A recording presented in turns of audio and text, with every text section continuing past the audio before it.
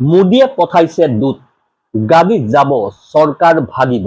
অৱশেষত ৰাহুল গান্ধীৰ সন্মুখত হাতযোৰ কৰিলে কিৰেণ ৰিজিজুৱে। ৰাহুলৰ উত্তৰ নো। প্ৰিয় দৰ্শক, অৱশেষত কিয় প্ৰধানমন্ত্ৰী নৰেন্দ্ৰ মোদীয়ে ৰাহুল গান্ধী আৰু প্ৰিয়ংকা গান্ধীৰ ওচৰলৈ নিজৰ মন্ত্ৰীক পঠাবলগীয়া হ'ল? অৱশেষত এনে কি কাৰণ আছিল যাৰ বাবে ৰাহুল আৰু প্ৰিয়ংকাৰ আগত 2 ঘণ্টা ধৰি মোদীজীৰ মন্ত্ৰীয়ে অনুৰোধ কৰিবলগীয়া হ'ল? অৱশেষত এনে কি বিপদ আহিল যে যি বিৰোধী পক্ষৰ কথা বিজেপিয়ে কেতিয়াও শুনিবলৈ প্ৰস্তুত নাছিল, সেইসকলে 2 ঘণ্টা ধৰি ৰাহুল আৰু প্ৰিয়ংকা গান্ধীৰ সৈতে মিটিং কৰিবলৈ ধৰিলে? এনে কি ঘটনা ঘটিল? এনে কোনটো বিপদ আহিল যে মোদীজীয়ে নিজৰ মন্ত্ৰীৰ জৰিয়তে ৰাহুল গান্ধীক সৈমান কৰোৱাবলৈ, প্ৰিয়ংকা গান্ধীক সৈমান কৰোৱাবলৈ পঠাবলগীয়া হ'ল? নমস্কাৰ, নিউজ অন নৰ্থ ইষ্টৰ আজিৰ এই প্ৰতিবেদনলৈ আপোনাক স্বাগতম। আপুনি চাই আছে দেশৰ এটা অগ্ৰণী, নিৰ্ভীক, নিৰপেক্ষ আৰু বহুভাষিক channel News on North east.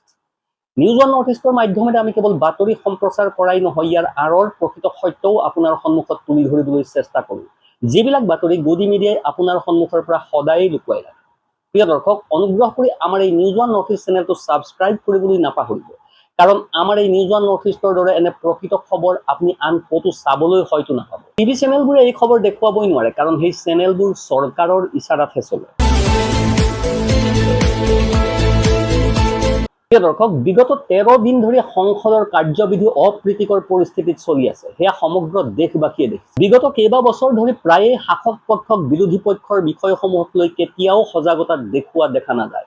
শাসক পক্ষই সদায় বিৰোধী পক্ষৰ ওপৰত অভিযোগ উত্থাপন কৰে যে সদনৰ কাম কাজৰ সময়ত বিৰোধীয়ে হাংগামা কৰে, অপ্ৰীতিকৰ পৰিস্থিতিৰ সৃষ্টি কৰে, তেওঁলোকে আলোচনা কৰিবই নিবিচাৰে। কিন্তু এইবাৰ ৰাহুল গান্ধী আৰু সম্পূৰ্ণ ইন্দি মিত্ৰজোঁটে এটা মাত্ৰ দাবীৰ ওপৰত আলোচনা কৰাব বিচাৰিছে, আৰু সেইটো হ'ল এইখন গণতান্ত্ৰিক দেশত যুৱক যুৱতীৰ ওপৰত লাঠিচাৰ্জ কিয় কৰা হ'ল, কাৰ নিৰ্দেশত লাঠিচাৰ্জ কৰা হৈছিল, গৃহমন্ত্ৰী অমিত শ্বাহ সংসদলৈ কিয় অহা নাই, সংসদলৈ আহি উত্তৰ দিয়ক। প্ৰধানমন্ত্ৰী নৰেন্দ্ৰ মোদীৰ নীৰৱতা আৰু তেওঁৰ খালী চকীসমূহক লৈ প্ৰশ্ন উত্থাপন কৰা হৈছে। আজিও পুৱাৰে পৰা দুপৰীয়া পৰ্যন্ত আপুনি সংসদৰ কাৰ্যবিধিত কেৱল আৰু কেৱল হাংগামাই দেখিলে। 2 পৰা 3 মিনিট কাৰ্যবিধি আৰম্ভ হোৱাৰ লগে লগে শেষ। ওম বিৰলাৰ পৰা আৰম্ভ কৰি ৰাজ্যসভাৰ ভিতৰত উপ ৰাষ্ট্ৰপতিয়েও নিজৰ চকী এৰিবলগীয়া হ'ল। এনে পৰিস্থিতিত ৰাহুল গান্ধীয়ে ছচিয়েল মিডিয়াত টেগ কৰি দেশৰ গৃহমন্ত্ৰীৰ ওচৰত কেইবাটাও গুৰুত্বপূৰ্ণ প্ৰশ্ন উত্থাপন কৰিছে। তেওঁ সুধিছে যে গৃহমন্ত্ৰীয়ে অৱশেষত ভয় খাইছে কিয়, গৃহমন্ত্ৰীয়ে কিহৰ বাবে ভয় খাইছে, আৰু ৰাহুল গান্ধীয়ে এই সকলো বিষয়ত অত্যন্ত তীব্ৰভাৱে আক্ৰমণ চলোৱা দেখা গ'ল। ৰাহুল গান্ধীয়ে স্পষ্টভাৱে নিজৰ ছচিয়েল মিডিয়া পোষ্টত লিখিছে যে দেশৰ গৃহমন্ত্ৰীয়ে মুখ লুকুৱাই আছে, কাৰণ তেওঁ ছাত্ৰ ছাত্ৰীৰ সন্মুখত অপৰাধী। এতিয়া এনে পৰিস্থিতিত ভাৰতীয় জনতা পাৰ্টীয়ে এইটো বিচাৰিছে যে যিকোনো মূল্যৰ বিনিময়ত ৰাহুল গান্ধীক, প্ৰিয়ংকা গান্ধীক সন্মত কৰা, যাতে তেওঁলোকে ইন্দি মিত্ৰজোঁটক সম্পূৰ্ণৰূপে নিজৰ পক্ষলৈ আনিব পাৰে আৰু অমিত শ্বাহৰ গাদী ৰক্ষা কৰিব পৰা যায়। কিন্তু ইন্দি মিত্ৰজোঁটৰ কোনো নেতাই মানিবলৈ সাজু নহয়। 2 ঘণ্টা ধৰি ৰাহুল গান্ধী আৰু প্ৰিয়ংকা গান্ধীক কিৰেণ ৰিজিজুৰ সৈতে কথা পাতি থকা দেখা গ'ল, কিন্তু কিৰেণ ৰিজিজুৱে এই কথোপকথনেৰে এই বৈঠকৰে কোনো সমাধান উলিয়াব নোৱাৰিলে। ইমান অনুনয় বিনয়, ইমান অনুৰোধ কৰা হ'ল, কিন্তু ৰাহুল গান্ধীৰ স্পষ্টভাৱে এটা দাবীতে অটল হৈ থাকিল যে গৃহমন্ত্ৰী অমিত শ্বাহে সংসদৰ ভিতৰত আহি উত্তৰ দিবই লাগিব। আচলতে প্ৰিয় দৰ্শক, চৰকাৰে পৰিসীমা নিৰ্ধাৰণ অৰ্থাৎ ডিলিমিটেশ্যন বিধেয়কৰ ওপৰতো আলোচনা কৰাৰ বাবে 16 পৰা 18 আগষ্টলৈকে সদনৰ বিশেষ অধিৱেশন অনুষ্ঠিত কৰিব পাৰে, এনেধৰণৰ খবৰো আহিছে। মিডিয়া ৰিপৰ্ট অনুসৰি কেন্দ্ৰীয় মন্ত্ৰী কিৰেণ ৰিজিজুৱে আজি ৰাহুল গান্ধী আৰু প্ৰিয়ংকা গান্ধীৰ সৈতে প্ৰায় 50 মিনিট ধৰি এই বিষয়টোত আলোচনা কৰাৰ চেষ্টা কৰিছিল, বুজাবলৈ চেষ্টা কৰিছিল, বৈঠক আহ্বান কৰিছিল।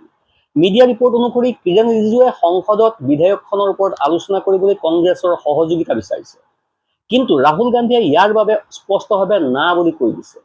ৰাহুল গান্ধীয়ে প্ৰথমে চান্দা চুৰি আৰু লাঠিচাৰ্জৰ বিষয়ত আলোচনাৰ উত্তৰ বিচাৰিছে।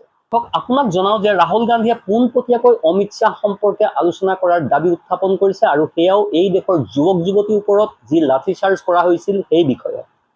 এইখন দেশত যিদৰে ৰাম মন্দিৰৰ চান্দাৰ ধন সোণ চুৰি কৰা হৈছিল, সেই বিষয়টোক লৈও তেওঁ অটল হৈ আছে। ইয়াৰ পূৰ্বে বিৰোধী সাংসদসকলে সংসদ চৌহদত পুৱাৰ পৰাই প্ৰতিবাদ আৰম্ভ কৰিছিল। শ্বাহ জবাব দিয়ক, অমিত শ্বাহ জবাব দিয়ক ধৰণৰ বহু ধৰণৰ শ্লোগান দিয়া হৈছিল। ৰাহুল গান্ধী, মল্লিকাৰ্জুন খৰ্গে সহ বিৰোধী দলৰ সাংসদসকলে শ্লোগান দি গান্ধী প্ৰতিমাৰ পৰা মকৰদাৰলৈ সমদল উলিয়াইছিল। বিৰোধী সাংসদসকলে 20 জুলাইত যন্তৰ মন্তৰত ছাত্ৰ ছাত্ৰীৰ ওপৰত হোৱা লাঠিচাৰ্জ আৰু ৰাম মন্দিৰৰ চান্দা চুৰিক লৈ চৰকাৰক অত্যন্ত তীব্ৰভাৱে ঘেৰাও কৰা দেখা গৈছে। তেওঁলোকৰ দাবী হৈছে যে গৃহমন্ত্ৰী অমিত শ্বাহে সংসদলৈ আহি উত্তৰ দিব লাগে। এই বিষয়টোক লৈ বিৰোধী সাংসদসকলে ৰাজ্যসভাতো হাংগামা সৃষ্টি কৰা দেখা গ'ল।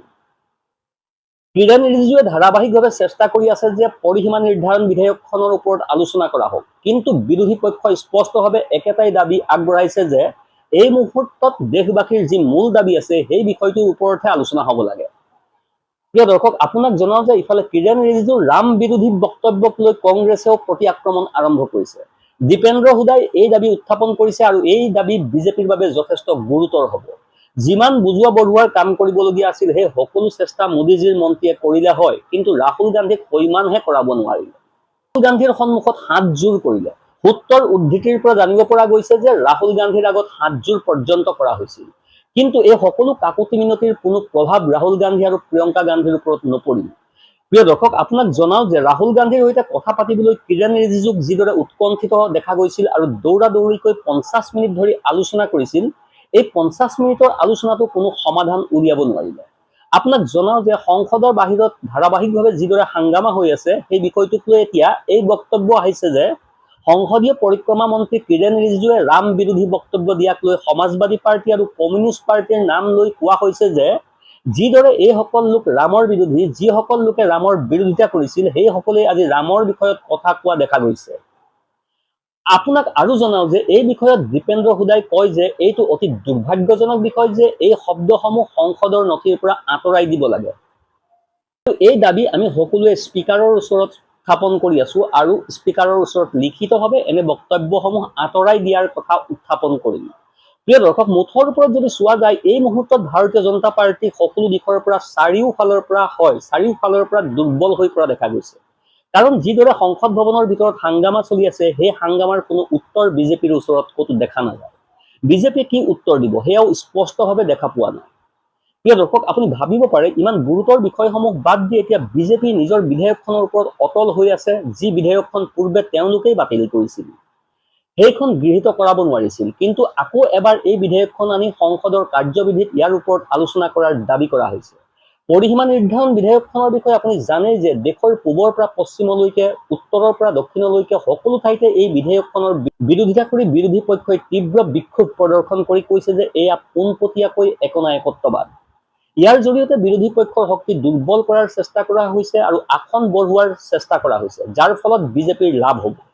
এতিয়া এনে পৰিস্থিতিত ভাৰতীয় জনতা পাৰ্টিৰ এই কাৰ্যকলাপ বিৰোধী পক্ষই সহ্য কৰা নাই আৰু বিৰোধী পক্ষই স্পষ্টকৈ কৈ দিছে যে তেওঁলোকে বৰ্তমান এই বিষয়সমূহৰ ওপৰত আলোচনা কৰিবলৈ সাজু নহয়।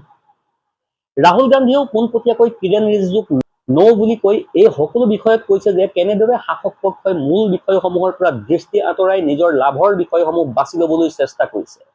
আৰু তেওঁ শাসক পক্ষৰ এই সকলো কাৰ্যকলাপক সম্পূৰ্ণৰূপে নাকচ কৰিছে।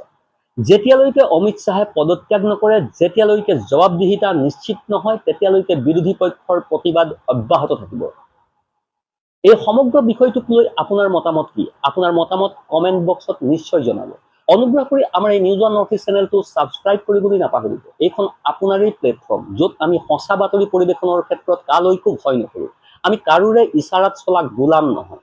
Bureau' report, news one north east.